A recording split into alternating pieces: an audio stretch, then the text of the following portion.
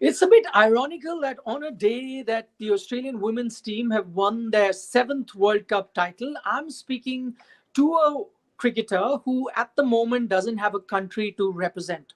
We're talking to Roya Samim, who's a Afghanistan women cricketer. And a year ago, just to give you guys a bit of a background, a year ago, she had to flee Afghanistan after the Taliban takeover. And now she is staying in exile in Canada, but still harbors hope of playing for the Afghanistan women's team one day. We'll try and listen to Roya's story. Roya, but before that, my first question is I mentioned the Women's World Cup. It just so happens we're talking on a day that Australia have been crowned champion. What I want to know from you while watching the Women's World Cup on TV or tracking it on the website, what were your feelings like? Was it of a lot of joy? Just looking at the best women cricketers perform at the biggest stage, or was it hurtful to watch them play because you at the moment don't have a team to play for? Hello. Thanks to asking this question for me. It's both, and it's joyful and it's hurtful too.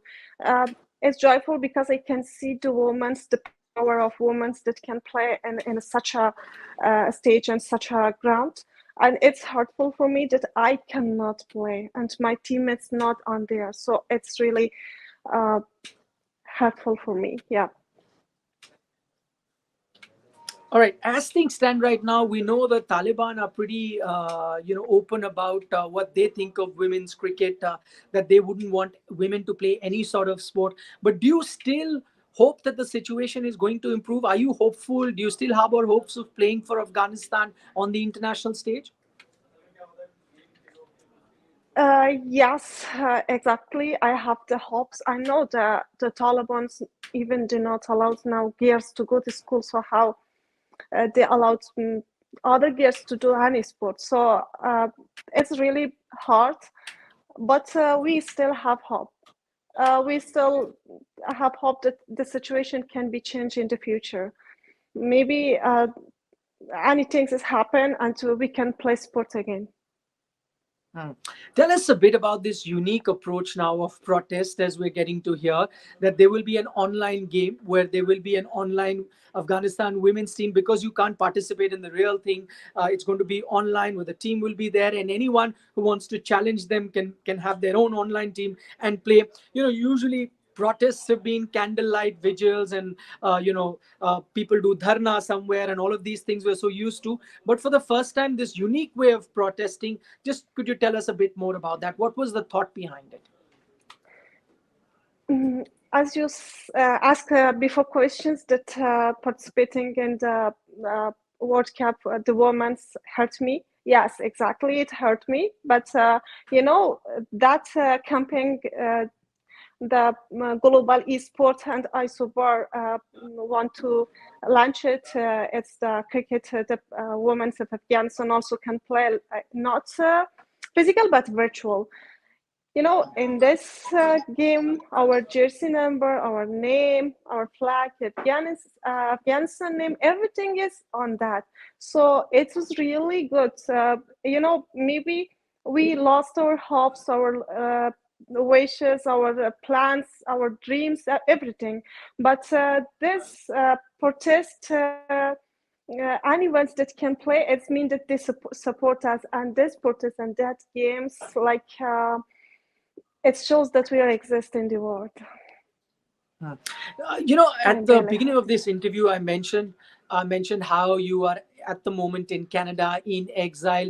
You were one of those lucky few who got a chance to escape Afghanistan when the Taliban took over. But a lot of other girls, I believe, who were with you in the international team didn't get a chance. They stayed back in Afghanistan. Have you been in touch with them? How are they coping with the situation at the moment? Yes, I touch with some of them, but not regularly, just some. I know they are in safe place, but I cannot say anything more about them. So, the last 1 year, you and your two sisters were also part of the Afghanistan women's team, then moved to Canada. I just want to know, have you continued playing cricket? How are you doing in Canada in terms of, is there a cricket infrastructure there? Are you continuing to practice and then in an effort to have that dream fulfilled where you want to play for the Afghanistan team, you need to keep playing? Are you being able to do that at the moment? Yes, when we came in Canada, exactly just because we want to continue our practice and want to improve ourselves. So we joined in some teams in here, and we join in some clubs, and we continue our practice. Yes, why we did because we want because we have also hoped that Afghanistan's maybe have team in the future, and maybe we will be part of them, and also we have this wish and hope that can play in some leagues or in some other countries. Yeah. Now, now I know in 2021 the ICC granted test status to all women's team, including Afghanistan. But in the last 1 year, since you were granted that status, there has been no cricket possible. The team has been disbanded. I want to know: has there been any sort of communication or assistance from the ICC in these tough times to ensure that somehow or the other the women cricketer in Afghanistan, whether they're in Afghanistan or outside, continue to play the game? Has there been communication or any help coming from the ICC side? Unfortunately for me and for my sisters, no. Maybe they'll be in touch with my other teammates, but for us, even I try to send them email. I don't have any response from them, but maybe they're with my teammates. Maybe they're contact with my rest of teammates. I don't know exactly. Mm. Finally, everywhere in the cricketing world, a lot of Afghanistan male cricketers are very famous. Rashid Khan is a household name in India. Mohammad Nabi is a big star. Mujib, another upcoming player. So these are well-known players. Have they anyway helped? Have they been vocal about the problems that women cricketers are facing? And if they've not been, would you like any sort of assistance from them? If not in terms of any practical assistance, at least be vocal, say it on different platforms, and that might help the women's team. Have you been happy with the any kind of effort coming from the male cricketers? Yes, sure, I would be happy Hmm. because uh, they are champions of Afghanistan. Everyone's believe on them, or everyone trust on them. So if I heard from them, I would be happy. But I know it's a little bit challengeable for them. I know it can be hard for them. Uh, it's a big mm, uh, it's a big things that maybe I want from them, but it's okay. I'm really happy that they are doing well.